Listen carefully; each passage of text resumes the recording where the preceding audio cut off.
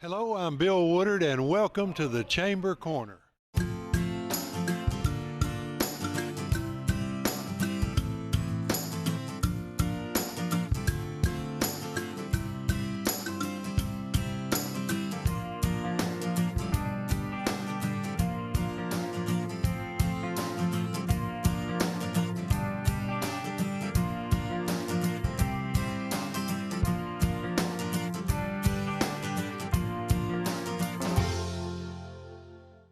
Well, we'd like to welcome you to the Ag Center here at Smith County.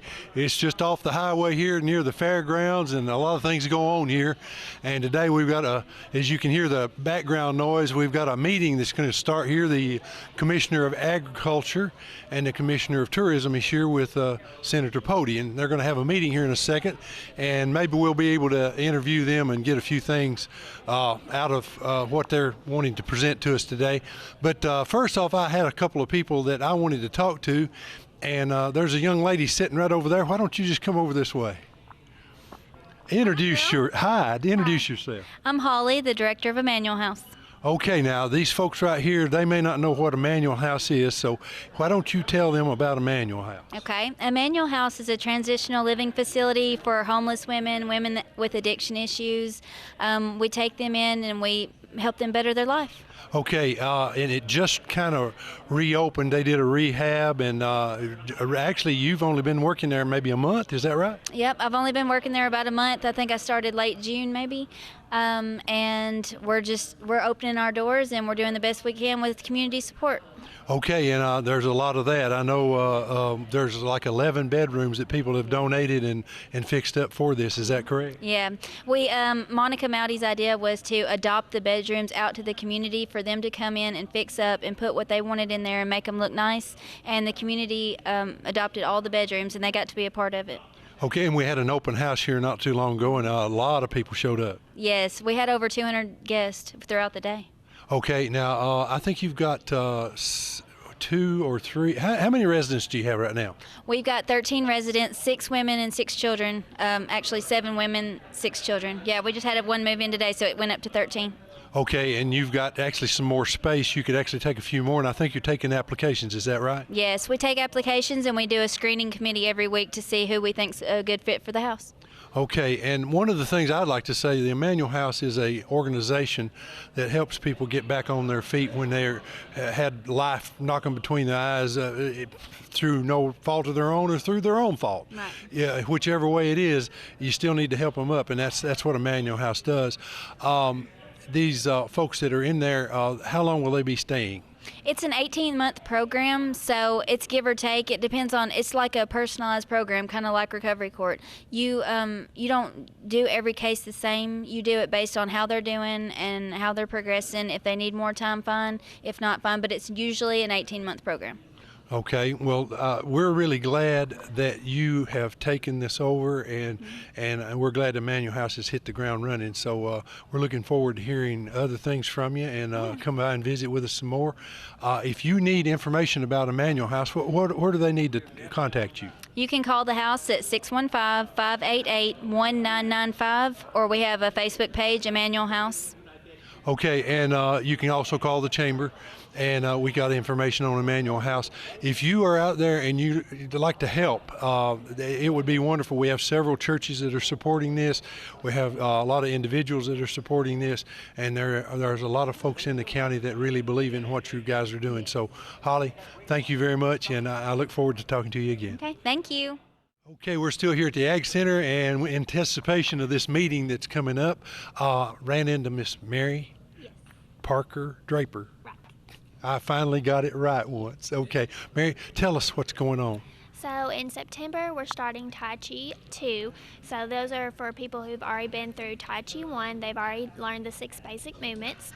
We're starting that on September the 25th at the Chamber. So anyone's welcome if they know the 6 basic movements, and then we're going on to learn the 6 advanced movements. We'll learn at least one movement every 6 weeks. So it starts on September 25th, and that's a Wednesday, and it will continue every Wednesday for 6 weeks, and it's going to be from 2 to 3 at the Chamber. Okay, now what's the last date or deadline for them to sign up for this? A week before that. Okay, all right. So they need to know about that. Anything else coming up?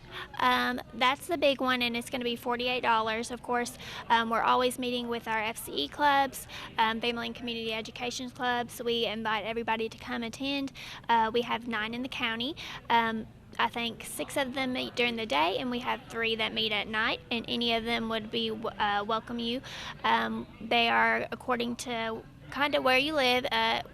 If it's more convenient for you to come to that one, we have Defeated, Gordonsville, Hickman, all across the county to make it more convenient. But of course, any of them would welcome you to their meetings. Okay, well, if somebody wanted to join FCE or get involved in this Tai Chi class, who do they call? How do they call? They call the extension office. Our number is 615-735-2900, and we can direct you to any of our FCS needs or 4-H needs or agriculture needs. Okay, well, Mary, thanks for coming by. Thank you for having me, Mr. Bill. Okay, we're in anticipation of this great meeting that's taking place here. This is our senator, and I'm going to let him introduce himself and tell you a few things about, well, things that's going on in our area that you're a part of and getting going. Absolutely. Bill, thank you so much. I appreciate all the hard work that you're doing, and I appreciate the mayor for helping to set this up as well. My name is Senator Mark Pody, and we're here today. We got the Commissioner of the Department of Agriculture. Agriculture is the #1 industry in Tennessee, and we've got the #1 guy here in Carthage today to talk about this. The governor has done a great job in making sure that rural Tennessee and agriculture specifically is going to be well taken care of. So I'm just proud to be here and help introduce him to the community. If you all ever need any help, if I can be of any service, please don't hesitate to contact me. My phone number is 615-741-2421. Praise God and bless this county. Thank you. We're happy to be here in the Ag Center, Smith County, and one of our commissioners is with us. I'm going to let you introduce yourself. That's right. I'm Charlie Hatcher, Commissioner of Agriculture. Okay, and Mr. Hatcher, first off, let me say it is a real treat and a pleasure to have you visit us. Well, these rural communities are the backbone of this great state, and I'm just happy to be here. Okay, well, tell us what's your main point of the thing that you really want to hit home with this visit here in Smith County? Well, a couple things. Senator Pody lined all these visits up, and this is the 4th one today. And the message, I guess, really is the importance of agriculture, the tremendous support that the governor gives agriculture, and it's creating quite a bit of optimism out there, even though the ag economy is not in good condition right now. Well, I know a lot of farmers are struggling because they're trying to figure out where to go next. Around here, tobacco used to be king, and of course it's not anymore because I guess of the way the market has changed.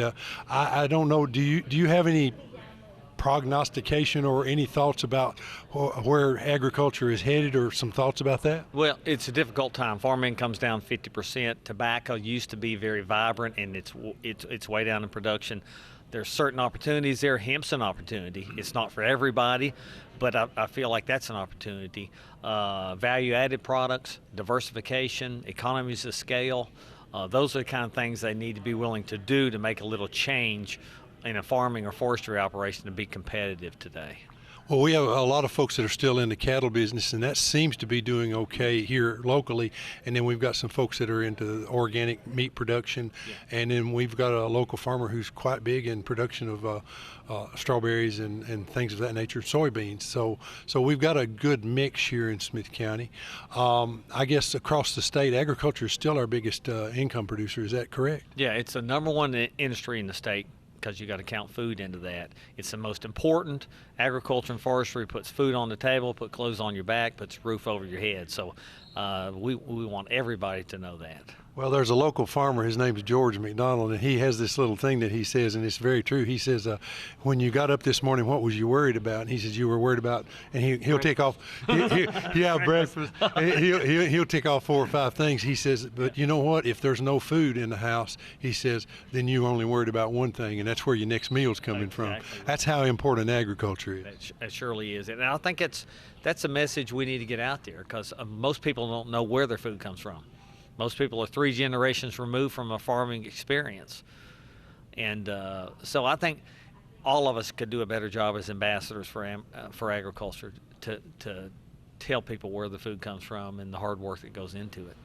Yeah, well, I couldn't agree more, and I think agriculture, we have a deep history here in Smith County of agriculture being the mainstay for us, and although we do have a good mix and we have industry and we're starting to get into the tourism and we have retail, agriculture is still so very important to us.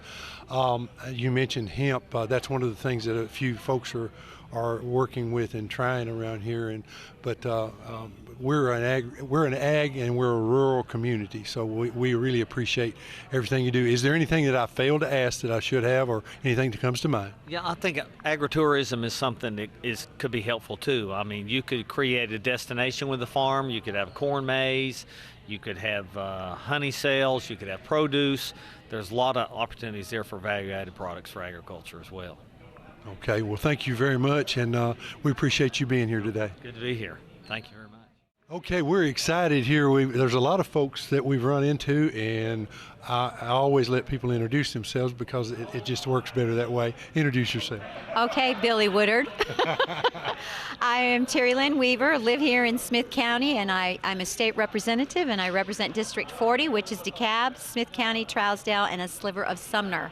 And today we're here with the Commissioner of Ag, Charlie Hatcher, and Carol McDonald, his assistant, and we're touring some really popular ag issues and areas. Tennessee is noted for agriculture, and it's a #1 business for our state, and so we're out visiting the various farmers, agritourism, I mean everything from bee handling to herds of cattle to we're talking about hemp, crops, all this and everything in between, wineries, vineyards. So there's a lot going on in our state that has to do with agriculture, and that's what we're doing this little tour for in the district. Yeah, well, as a matter of fact, here in Smith County, we've got a couple of places that are getting ready to open up, and one of them already has with the CBD oil product, which is basically hemp, and it doesn't have the THC in it. It's a legal product as far as I'm aware. Correct. So there's a lot of folks getting into that as part of their agricultural mix.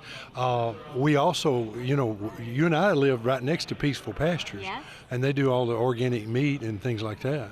Yeah, we've got, really and truly, we have a lot of innovative folk in this area that are using Creative Matters to use ag as part of their income, bringing in business. Our vineyards are growing across the state, so grapes and selling wine tasting and all that world. There's a lot to talk about when it comes to ag. Oh, yeah, there's no doubt about it. And I saw Cellar 53 Winery. They're represented here, as a matter of fact. Yes, we want to make sure that we do all we can to, and we have these innovative agritourism like your pumpkin patches and your cellar, your wine 53. We want to contribute, and we want to support those businesses because that means that's a win-win for everybody. Well, yeah, and I don't know when he opens up, but Amazing Corn, for the last 2 years, he's been open and done quite a bit. Lots going on there in the pumpkin patch, so hopefully we won't have as much rain as we did last year. Yeah, that's true. Maybe because we're getting it all now, we won't have any in the fall.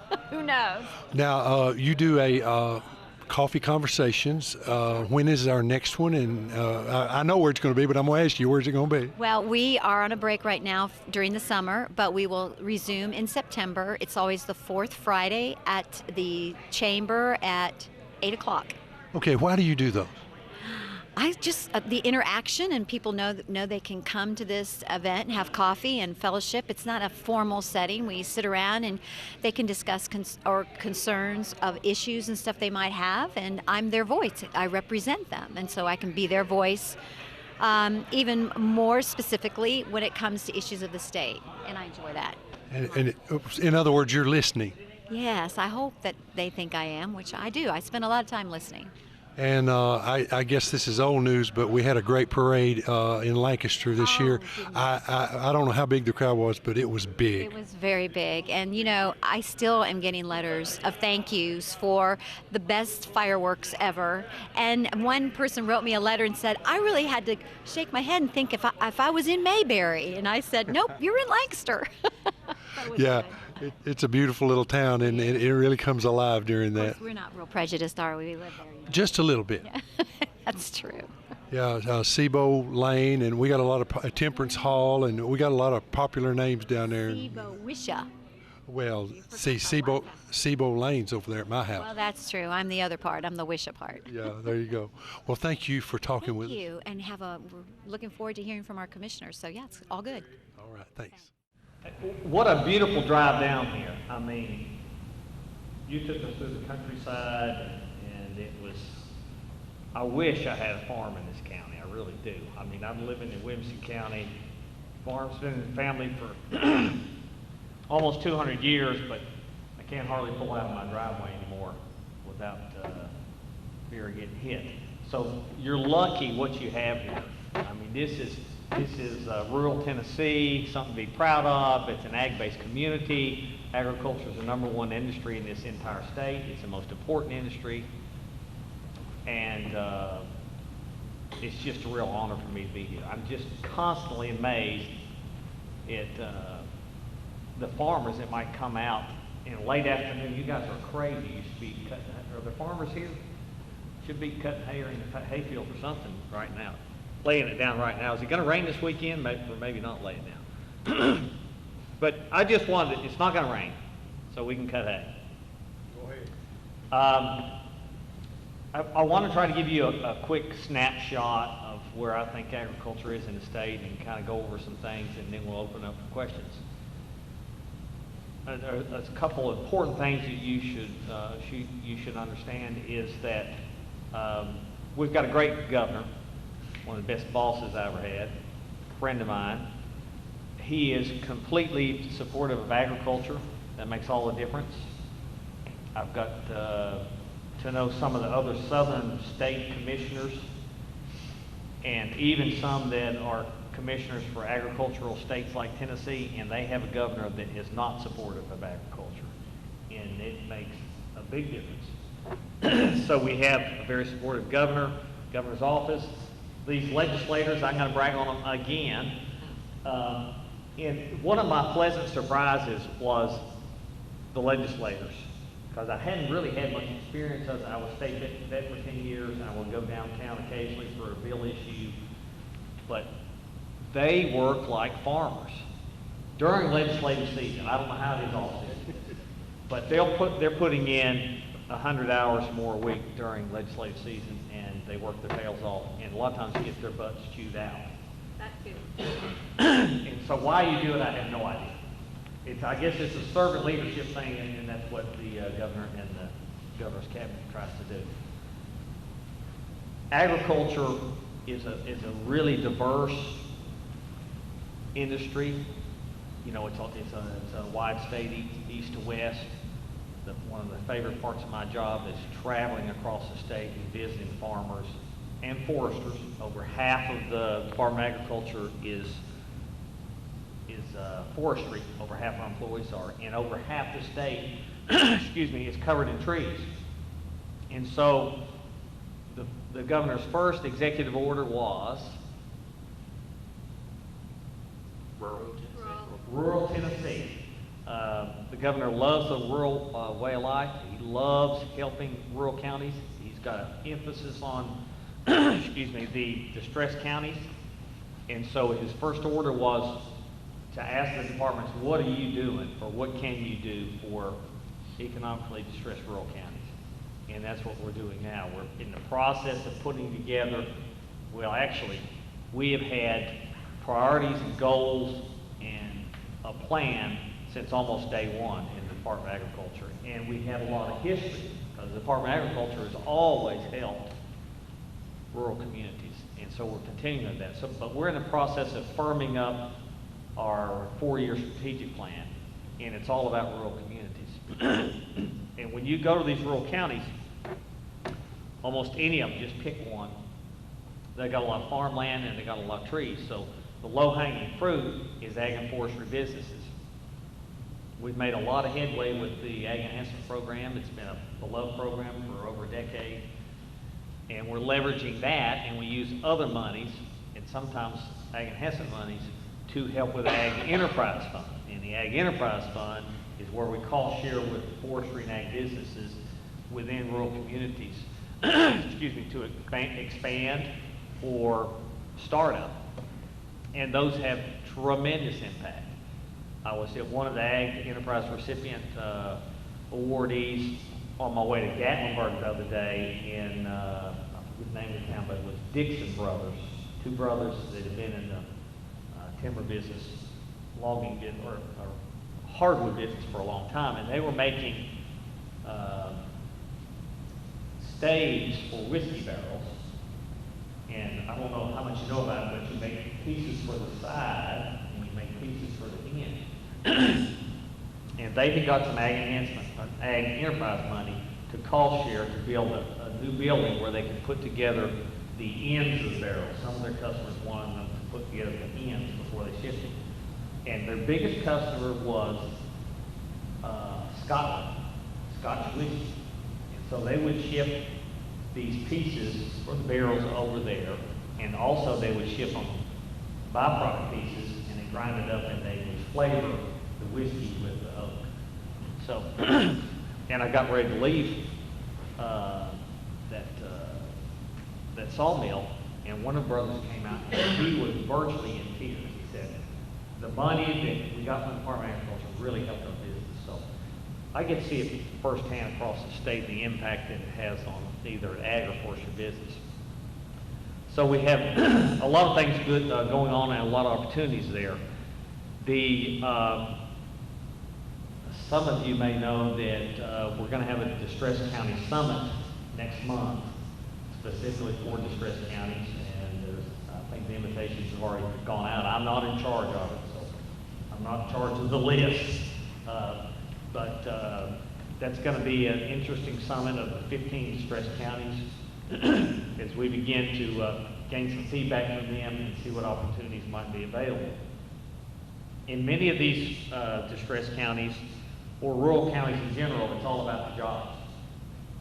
So when the kids graduate from high school or tech school or college and want to go back home, a lot of times they can't find a good paying job within that county, or they don't think they can make a living on the farm.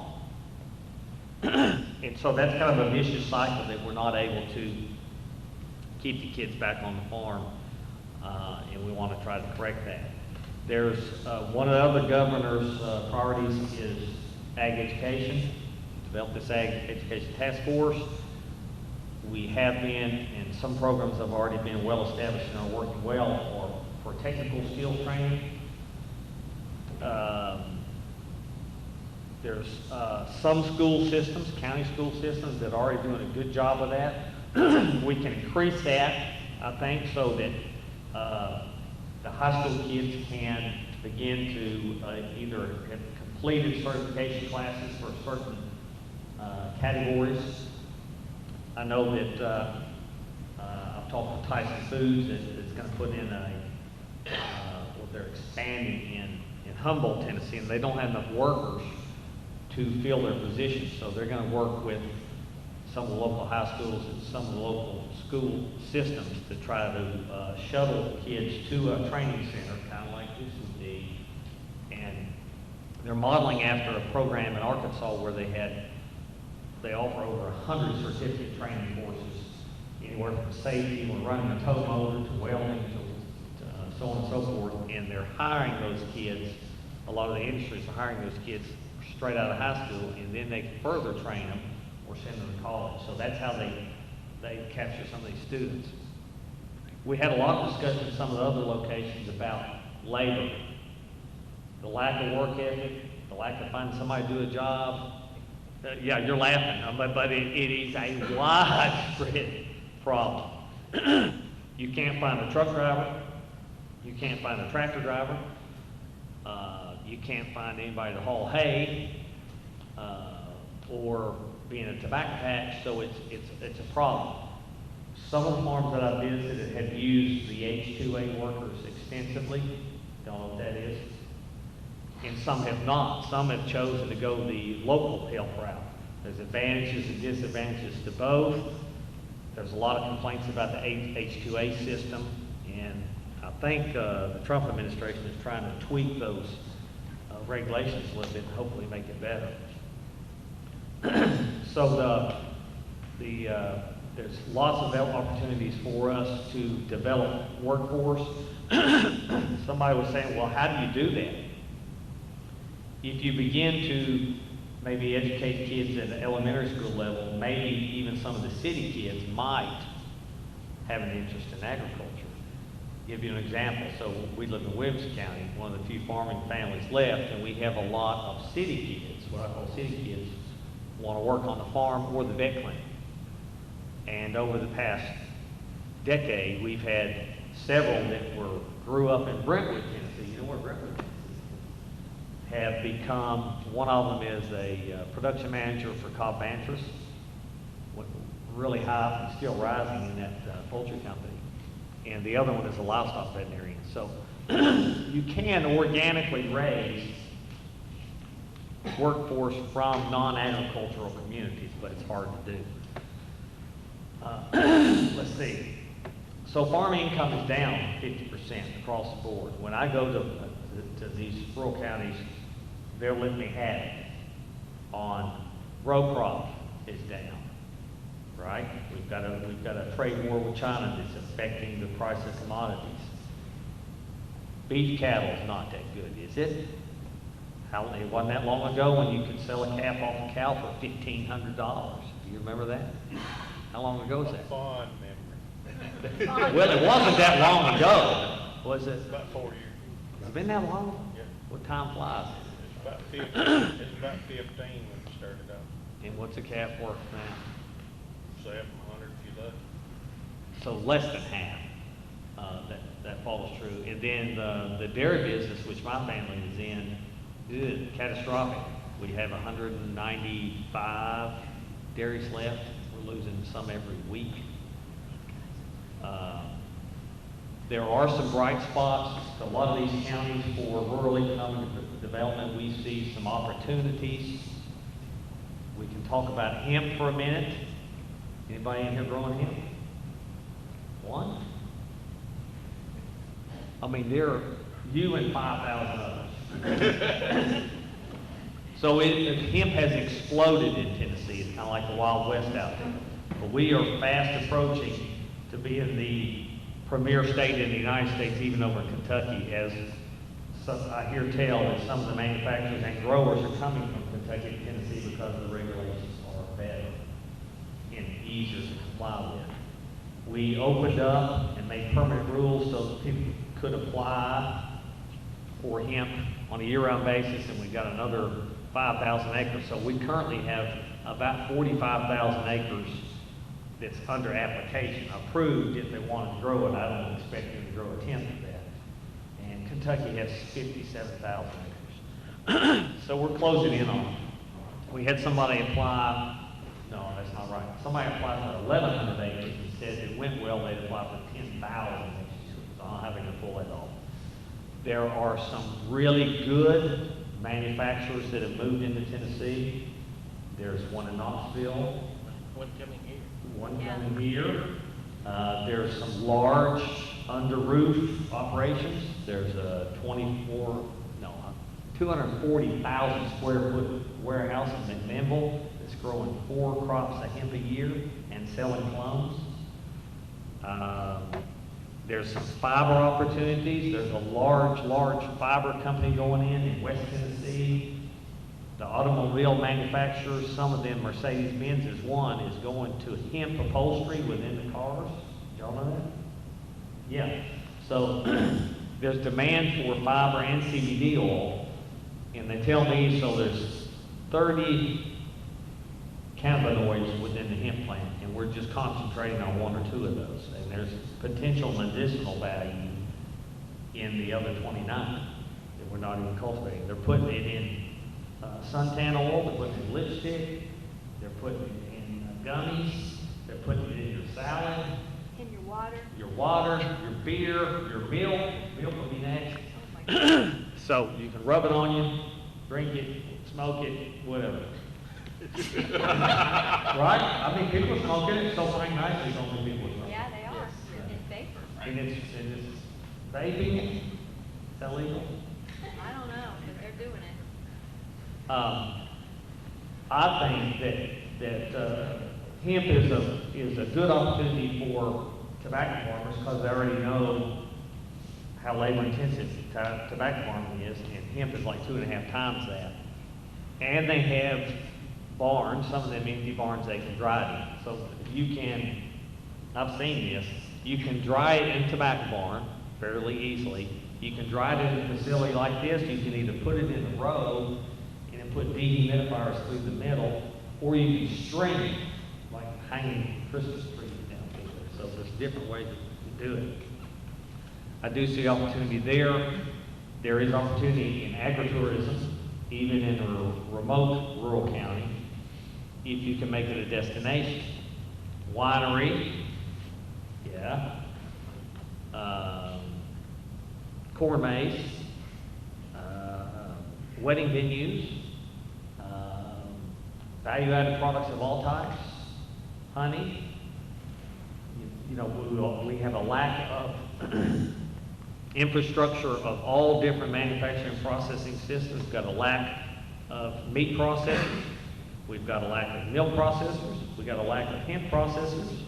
And so we've got a lot of work to do to put that infrastructure in place so that we can handle the commodities and the products that we grow.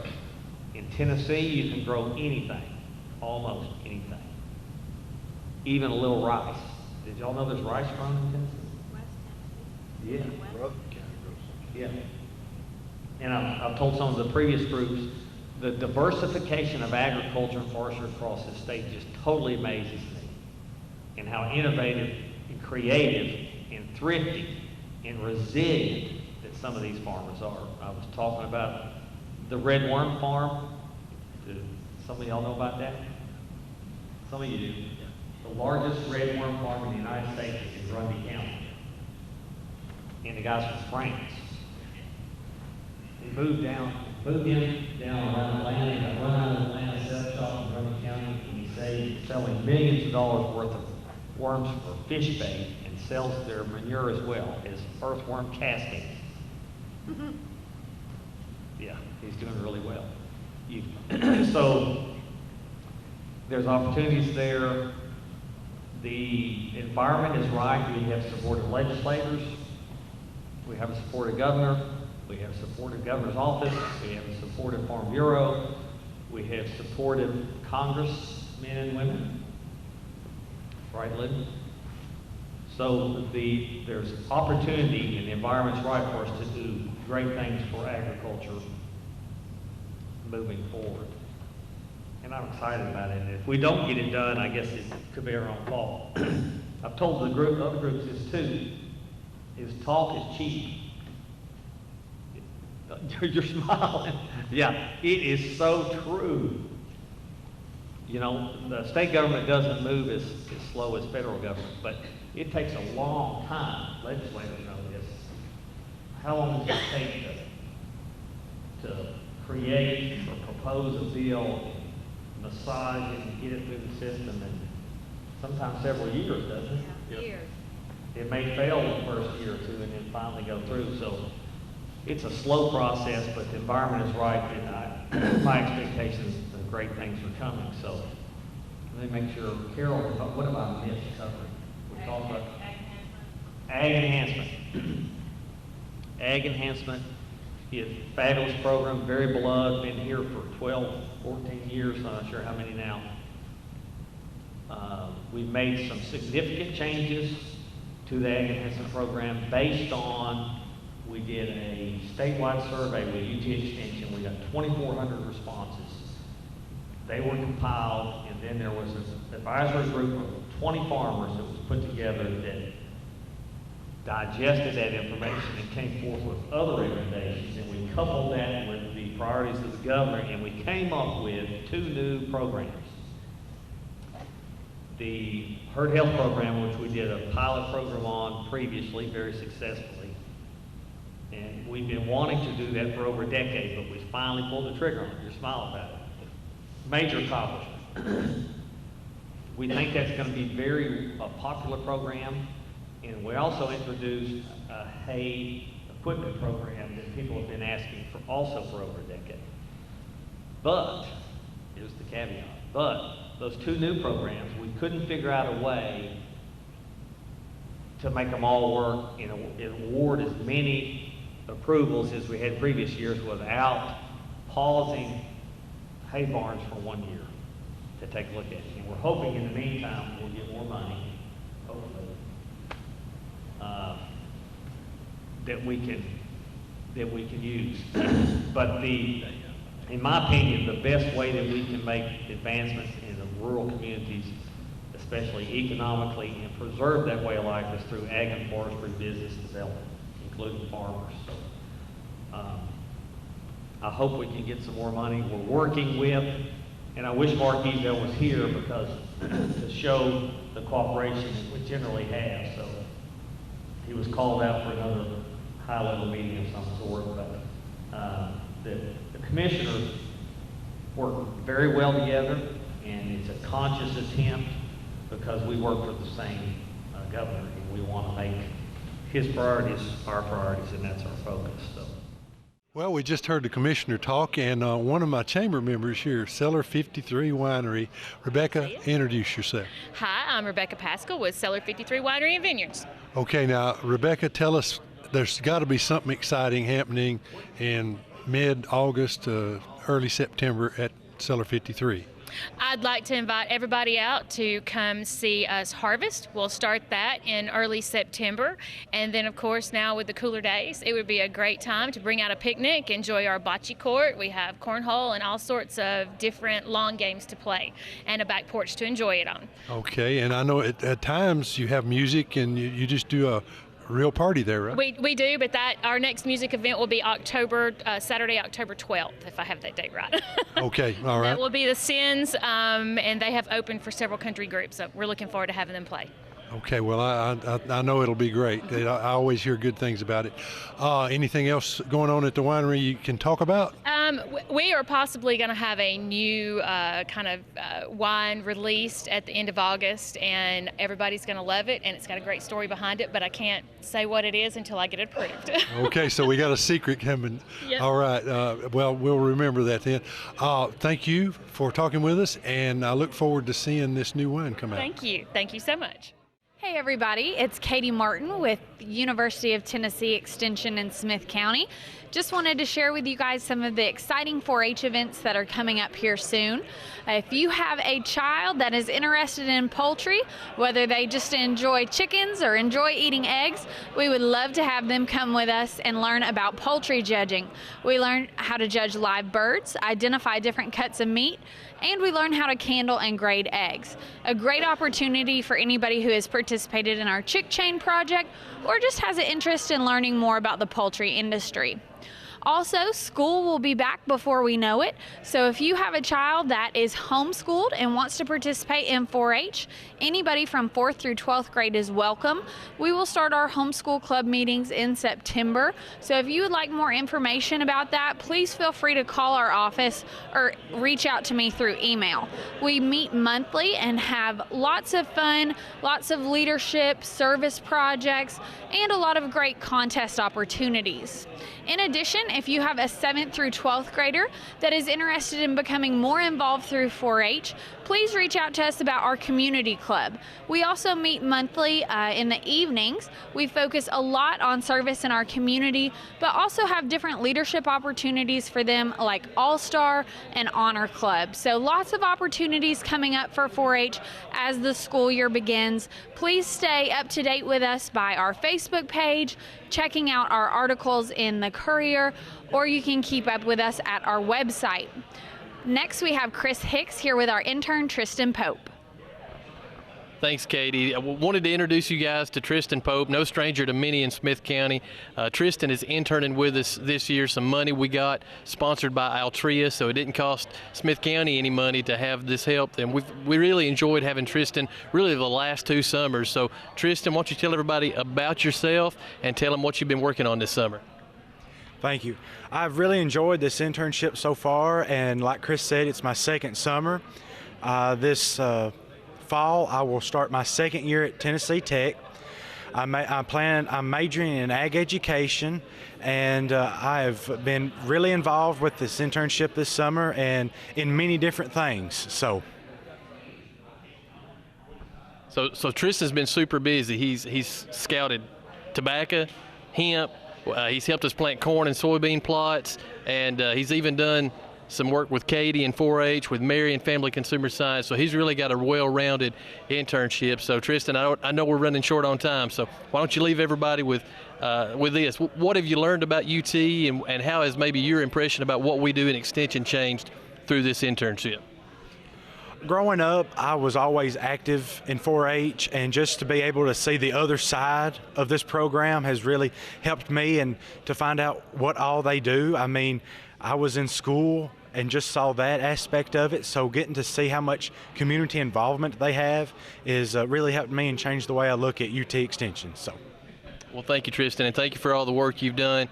This has been the UT Extension staff. Thanks for joining us, and we'll see you again next month.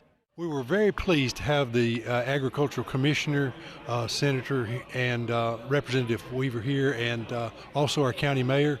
It was a good meeting, and we hope that you enjoy listening to the excerpts of it. In Smith County, we've got a lot of things that are going on in August, but I would like to jump all the way into September the 28th. Walton Days is coming up. If you want to be a vendor, you need to get in contact with us. If you think you want to be entertainment, or you're a demonstrator, or you have some skill that you'd like to demonstrate, you need to get in touch with us. We're going to have a really good presentation this year. Last year, a lot of folks came, and it was very enjoyable. So if you want to be involved in Walton Days, it's September the 28th, and we're looking forward to seeing you there. I hope that you have a wonderful rest of the month. And if there's anything that you ever need, anything that you can think of that relates to Smith County or anywhere around here, call us at the Smith County Chamber of Commerce, 615-735-2093, and we'll try to get the answer for you. Smith County is a great place to live, a great place to play, and a great place to work. And so if you live here, you already know that. If you don't live here, come see us. We'll tell you about how great a place this is. Until the next time, God bless you. We'll see you.